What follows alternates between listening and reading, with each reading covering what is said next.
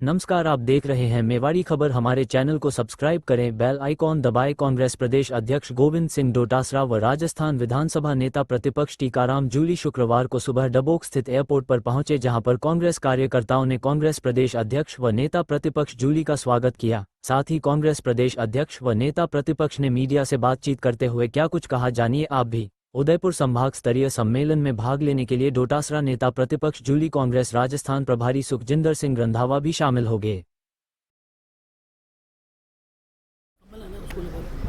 देखिए, डूंगरपुर में हम कार्यकर्ताओं का सम्मेलन कर रहे हैं और फिर डूंगरपुर को छोड़ करके बाकी उदयपुर संभाग के तमाम जिलों के कार्यकर्ताओं का ब्लॉक अध्यक्ष होंगे, मंडल अध्यक्ष होंगे, हमारे जनप्रतिनिधि होंगे, पार्षद होंगे और अग्रिम संगठनों के जिला अध्यक्ष वगैरह, जो एक कैटेगरी बनाई गई है उस हिसाब से प्रमुख जो कार्यकर्ता होंगे, नेता होंगे, उनके साथ में हम संवाद करेंगे। और जो वर्तमान में राजस्थान में की सरकार बनने के बाद में जो परिस्थितियां पैदा हुई हैं, जिस प्रकार से कोई काम हो नहीं रहे हैं, सबको परेशान किया जा रहा है, एजेंसियों का दुरुपयोग आम बात हो गई है, और उसके बाद में 1.5 साल से न रोजगार है, न चिकित्सा की व्यवस्था है, न लॉ एंड ऑर्डर है, न चुनाव हैं पंचायत राज के, न नगर निकाय के चुनाव हैं, न कोई पूछने वाला है, न जनता की कोई सुनने वाला है। और डबल इंजन में एक इंजन विदेशों में घूम रहा है और कोई पॉलिसी नहीं है, कोई बात नहीं है, और कोई वादे जो किए थे वो सारे हवाई हो गए। तो ऐसे में लोग परेशान हैं। तो हम लोग कार्यकर्ताओं की मीटिंग लेकर के यही आह्वान करने वाले हैं। आज हमारे प्रभारी जी आदरणीय सुखजिंदर रंधावा साहब रात को आ गए थे। दोनों कार्यक्रम हम कर के कल जयपुर में हमारे कार्यक्रम है, तो हम आह्वान करेंगे कि जनता के बीच में जाइए, उनके दुख दर्द में शामिल होइए और जितनी आपसे बन पड़े उतनी उनकी तकलीफ़ें हैं उनमें आप मदद कीजिए, उनको समाधान करने के लिए। तो ये सारी चीज़ें करने के लिए कांग्रेस कार्यकर्ताओं में, और जल्दी हम लोग जो हमारे संगठन बना है, जो हमारा ब्लॉक, जिला, उसके बाद में मंडल की कार्यकारिणी और BLA और नगर कांग्रेस कमेटियां बन रही हैं। अब हम वार्ड कांग्रेस कमेटियां और उसके बाद में जो BLA जो हम बना रहे हैं, उन BLA का प्रशिक्षण शिविर हम लोग लगाएंगे प्रदेश कांग्रेस कमेटी की तरफ से। तो जल्दी ही हम लोग जो ही हमारे BLA 10-5 दिन में पूरे हो जाएंगे, फिर एक कार्यक्रम तय करके आएंगे और 2 दिन तक इस संभाग के अंदर BLA का प्रशिक्षण शिविर हम लोग लगाएंगे। संभावित निकाय चुनाव को लेके ये सम्मेलन आयोजित हो रहे हैं। देखिए, करवाई नहीं रही है ना चुनाव, तो ये तो कायदे से पिछले नवंबर में ही जब कार्यकाल पूरा हो गया था तो नगर निकाय के चुनाव कराने चाहिए थे। 12 महीने से ज़्यादा मैं समझता हूँ कि प्रशासक लगा करके बैठना ये संविधान का उल्लंघन है, कानून का उल्लंघन है। और पता नहीं है सरकार क्या करना चाहती है। 1 स्टेट 1 इलेक्शन का एक दिन उसमें अभिभाषण में या बजट में उन्होंने नाम बोल दिया, उसके बाद में कहीं कोई इस तरह की पॉलिसी, इस तरह का कोई कानून, इस तरह की कोई विधानसभा में कोई चर्चा इस तरह की हुई नहीं। भाई आप कुंडली मार के बैठ जाओ कि हम तो चुनाव नहीं कराएंगे, जब सारे चुनाव हो जाएंगे उसके बाद में कराएं, तो ये 1 स्टेट 1 इलेक्शन नहीं है। क्या देश के चुनाव भी ऐसे ही कराना चाहते हैं? 1 नेशन 1 इलेक्शन की जो बात कर रहे हैं, क्या इसी तरीके से कराना चाहते हैं कि चुनाव कराओ ही मत, राष्ट्रपति शासन लगा दो और जब लास्ट का कोई चुनाव हो उसके साथ में सारे चुनाव करा दो? जब महाराष्ट्र और हरियाणा का 2 स्टेट का एक साथ ये चुनाव नहीं करा सकते तो क्या देश का क्या चुनाव कराएंगे? और अब तो हद ही हो गई, जब वोटर लिस्ट को लेकर के पूरे देश का मतदाता चिंतित हो गया, सभी विपक्षी पार्टियां चिंतित हो गई कि वोटर लिस्ट में भी घपला करने की बातें सामने आ रही हैं। तो मैं समझता हूं कि ये एक तरीके से सारी संस्थाएं जो इस देश की प्रीमियर संस्थाएं हैं, उनके ऊपर भारतीय जनता पार्टी ने और RSS ने कब्जा करके अपनी मनमर्जी से उनको चलाना चाहते हैं। ये देश के लिए खतरनाक है, ये लोकतंत्र के लिए खतरनाक है। ये सारी चीज़ें हम लोग करेंगे। देखिए, ये कांग्रेस और BJP ये फायदे की बात नहीं है, ये संविधान का उल्लंघन है, ये प्रजातंत्र का मखौल है।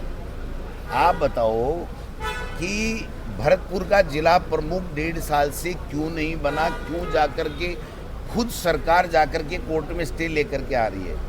गंगानगर के जिला प्रमुख का चुनाव 12 महीने से क्यों नहीं बन रहा है। बार बार चुनाव करवाने के लिए जब चुनाव आयोग देता है, राज्य निर्वाचन आयोग, तो उसको जाकर के स्टे ले आके कभी किसी बीजेपी के मेंबर का इस्तीफा दिला के उस बहाने ले आते हैं, कभी किसी बहाने ले आते हैं। तो ये चुनाव क्यों नहीं करवा रहे। कल परसों आपने वहाँ पर देखा सरदार शहर में अविश्वास प्रस्ताव की डेट आ गई और उसके बाद में एडीएम को कह दिया कि आप हॉस्पिटल में जाके भर्ती हो जाओ।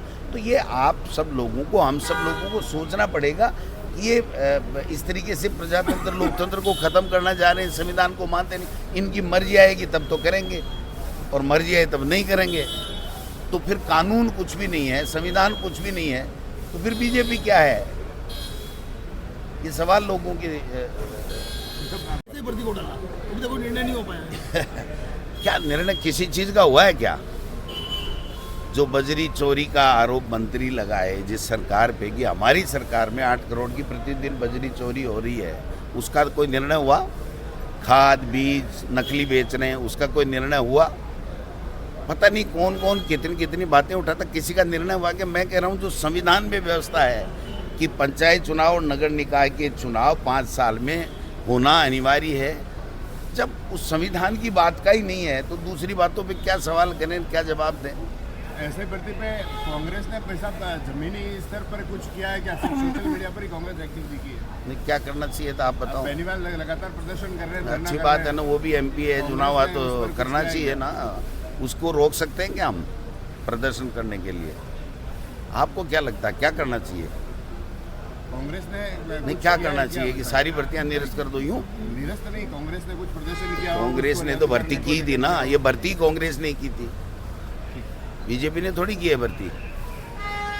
बीजेपी कहती थी कि इसको निरस्त करेंगे, अब इन्होंने नहीं किया। उन्होंने झूठ बोल करके जनता को भ्रमित करके युवाओं के सपनों को लूट करके उन्होंने सरकार बना ली और अब मुकर गए। तो उनको जवाब देना चाहिए ना, हम काहे का जवाब दें बताओ। हमने तो भर्ती की थी, हमने रीट की 60,000 की भर्ती की थी, हमने एसआई की भर्ती की थी। इन्होंने झूठ बोला था कि ये भर्तियां निरस्त होनी चाहिए और बच्चों के साथ में अन्याय हो गया है और हमारी सरकार आते ही हम भर्तियों को निरस्त कर देंगे। तो न तो नहीं करा पा रहे हैं, न वो निरस्त करा पा रहे हैं, तो फिर कर क्या रहे हैं बताओ आप। देखिए, प्रदेश कांग्रेस कमेटी पूरे राजस्थान के अंदर लगातार जो है बूथ मंडल और ब्लॉक को मजबूत करने का काम कर रही है और ये पूरा जो इलाका है, इस इलाके के अंदर कांग्रेस मजबूत हो, इसके लिए अभी कार्यकर्ता सम्मेलन का आयोजन है, जिसके अंदर हमारे राष्ट्रीय प्रभारी रंधावा साहब और हमारे प्रदेश अध्यक्ष जी डोटासरा साहब और हमारे सभी जो जनप्रतिनिधि है उसके अंदर शामिल होंगे। कांग्रेस की रीति नीति हमेशा से गरीब के, दलित के, पिछड़े के, आदिवासी के उत्थान के लिए रही है। हमेशा कांग्रेस की जो नीतियाँ बनी हैं इस प्रकार की बनी है कि जो पिछड़ा व्यक्ति है वो आगे आए और यही संविधान की मुख्य भावना है, मुख्य उद्देश्य है। तो समानता का अधिकार है, उसके तहत कांग्रेस काम कर रही है। आज पूरे देश के अंदर जिस प्रकार से भारतीय जनता पार्टी का जो काम है वो संविधान को कमज़ोर करने का है, संविधान को तोड़ने का है। आज आप देख रहे हैं कि किस प्रकार से पंचायती राज और नगर निकाय के जो चुनाव हैं वो सरकार नहीं करा रही है, सिर्फ और सिर्फ झूठी बातें कर रही है, धरातल पे कुछ है नहीं। आज बरसात का मौसम है, बरसात पूरे प्रदेश में अच्छी हो रही है, लेकिन सरकार की तरफ से कोई व्यवस्था नहीं की गई थी। लोग बहके जा रहे हैं, कोई रोकने वाला नहीं है। जो गरीब इलाके हैं उनमें पानी भर रहा है, कोई निकालने वाला नहीं है। शहरों के अंदर कोई बरसात से पहले नाले साफ होने चाहिए थे, कोई उसको देखने वाला नहीं है। आज हालत ये है कि पूरी जो बरसात का जो पानी है लोगों के घरों में घुस रहा है। घर घर नल की बात तो छोड़ दीजिए, अब घर घर जल जो है डायरेक्ट ही पहुंच रहा है। सदन में कैसे उठाएंगे? नगर निकाय चुनाव नहीं हो पा रहे हैं। उठाएंगे, सदन में पहले भी उठाया, आगे भी उठाएंगे। सदन में तो ये सरकार बसती है ना, न तो मुख्यमंत्री जवाब देता है और न इनके मंत्री जवाब देते हैं। इनको तो ये चाहिए कि कोई हमसे पूछे ही नहीं। ये तो जो सरकार जो है ना, ये सरकार नहीं सर्कस चल रहा है। हमारे अध्यक्ष जी कहते हैं वो बात सही है। इन लोगों को सिर्फ टाइम पास करना है, फॉर्मेलिटी करनी है, राज के मज़े लेने हैं, बढ़िया जो सरकारी सुविधाएं उनको उपयोग करना है। बाकी धरातल पे क्या है, सारे मंत्री जो है माल लूटने में लगे हुए हैं, कोई काम नहीं हो रहा। गरीब आदमी बेचारा दर दर की ठोकरें खा रहा है। आपके क्षेत्र का उत्तरोत्तर प्रगतिशील डिस्कवरी किड्स सीनियर सेकेंडरी विद्यालय आपके बच्चे के उज्जवल भविष्य के लिए एक मजबूत नींव बनाने में विश्वास रखते हैं।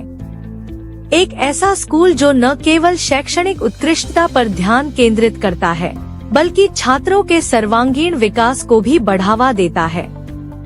कक्षा नर्सरी से 12वीं कॉमर्स व साइंस में प्रवेश प्रक्रिया चालू है। हमारे स्कूल की कुछ मुख्य विशेषताएं: अत्याधुनिक सुविधाएं, हमारे पास आधुनिक कक्षाएं, एक पुस्तकालय, अच्छी तरह से सुसज्जित विज्ञान संकाय प्रयोगशाला, कंप्यूटर लैब, खेल मैदान जहां से गत वर्षों से विद्यार्थियों का जिला व राज्य स्तर पर चयन दे रहा है। डिस्कवरी किड्स स्कूल में हम अपने छात्रों को सीखने और विकसित होने के लिए एक सुरक्षित और उत्साहित वातावरण प्रदान करते हैं। अनुभवी और समर्पित शिक्षक, शैक्षणिक उत्कृष्टता, पाठ्येतर गतिविधियाँ, सुरक्षित और सहायक वातावरण, आदर्श छात्र शिक्षक अनुपात। वर्तमान भ्रामक विज्ञापनों के दौर में शिक्षा के लिए कार्यरत डिस्कवरी किड्स विद्यालय से आज ही जुड़े व अपने होनहार को एक श्रेष्ठ मंच प्रदान करें। डिस्कवरी किड्स अर्थात आपके बच्चे के उज्जवल भविष्य का निर्माण।